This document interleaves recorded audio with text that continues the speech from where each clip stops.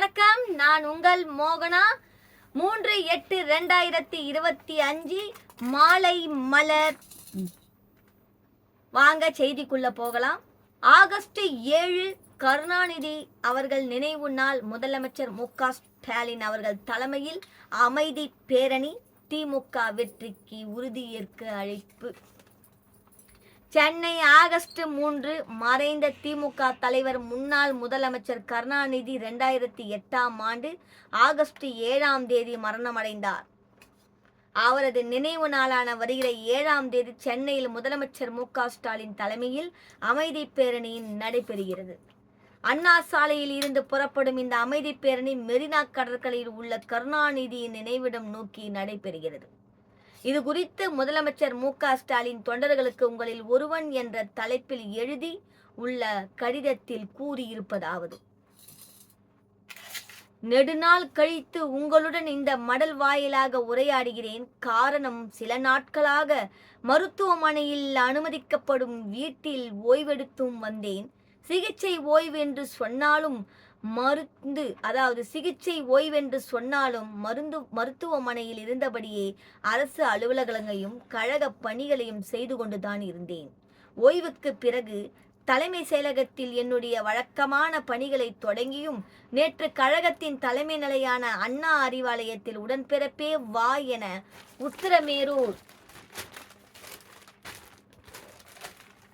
உத்திரமேரூர் தொகுதி நிர்வாகிகளுடன்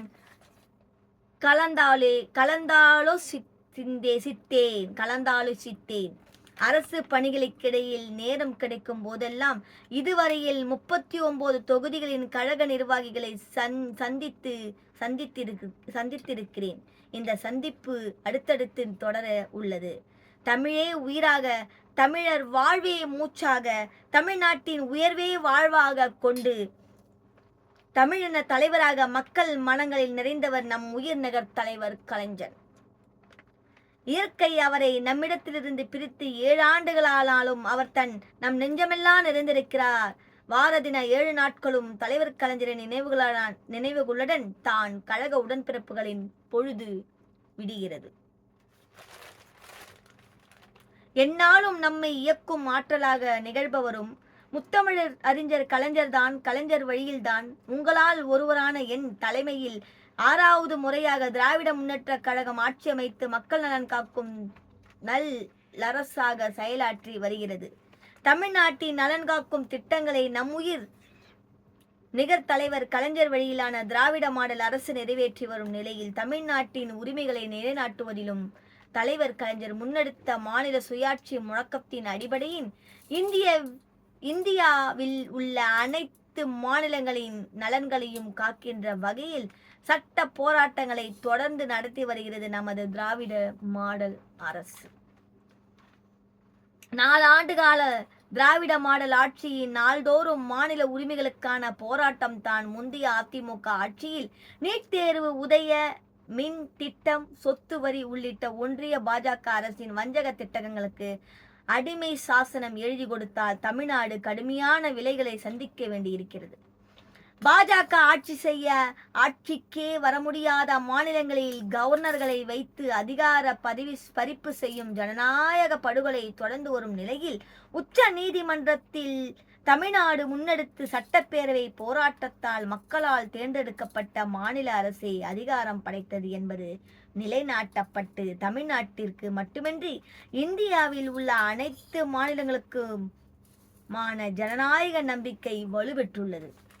முத்தமிழறிஞர் கலைஞர் என்று நம்முடன் இருந்திருந்தால் எத்தனையோ உணர்வெழுச்சியுடன் ஒன்றிய அரசை எதிர்த்து நிற்பாரே. அவரிடம் அரசியல் பாடம் கற்ற கழகத்தினரே நாமும் அதை உணர்வுடனே ஒன்றிய பாஜக அரசின் தமிழ் விரோத மனிதகுல விரோத சூழ்ச்சிகளை எதிர்த்து நிற்கிறோம். எதிர்கட்சியாக அல்லது அதிமுகவோ அடங்கி ஒடுங்கி பாஜகவுக்கு அடிமை சேவகம் செய்து கொண்டிருக்கிறது. இப்போதும் மக்களுடன் நிற்கின்ற இயக்கம் திராவிட முன்னேற்ற கழகம் என்று தலைவர் கலைஞர் கட்டி காத்த இயக்கம் என்றென்றும் அவர் நினைவுகளில் வாழ்கின்ற கோடிக்கணக்கான உடன்பிறப்புகளில் உங்களில் ஒருவரான நானும் இருக்கிறேன். ஆகஸ்ட் 7 அன்று தலைவரின் நினைவு நாளில் அவர் நினைவை போற்றுவோம். வங்கக் கடற்கரையில் முத்தமிழறிஞர் கலைஞரின் நினைவிடம் நோக்கி ஆகஸ்ட் 7 அன்று நடைபெறும் அமைதி பேரணியில் உடன்பிறப்புகள் கடலென திரண்டு வணக்கத்தை செலுத்துவோம். மாவட்டங்கள் தோறும் கலைஞரின் திருவுருவ சிலைக்கு அந்தந்த மாவட்ட கழக நிர்வாகிகள் மாலையிட்டு மரியாதை செலுத்திட வேண்டும். கிளைகள் தோறும் தலைவர் கலைஞரின் நினைவு போற்றப்பட வேண்டும். இந்நிகழ்வுகளில் கழக நிர்வாகிகள் காலை 7 மணி அளவில் பங்கேற்றிட வேண்டும் என கேட்டுக்கொள்கிறேன். வீடுகளிலும் வீதிகளிலும் கலைஞரின் படங்களுக்கு மலர் தூவி வணக்கம் செலுத்துங்கள். தலைவர் கலைஞரின் நினைவுகளை நெஞ்சிலேந்தி கொள்கை வழிப்பயணத்தை தொடர்ந்து 2026 சட்டமன்ற தேர்தலில் 7வது முறையாக கழக ஆட்சி அமைத்திட உறுதி ஏற்போம். ஓரணியில் தமிழ்நாடு எனும் மகத்தான முன்னெடுப்பில் மக்களை ஒருங்கிணைத்து களத்தில் வெல்வோம். இவ்வாறு அதில் எழுதி உள்ளார். இத்துடன் இந்த செய்தி அறிக்கை முடிவடைகிறது. மீண்டும் ஆர்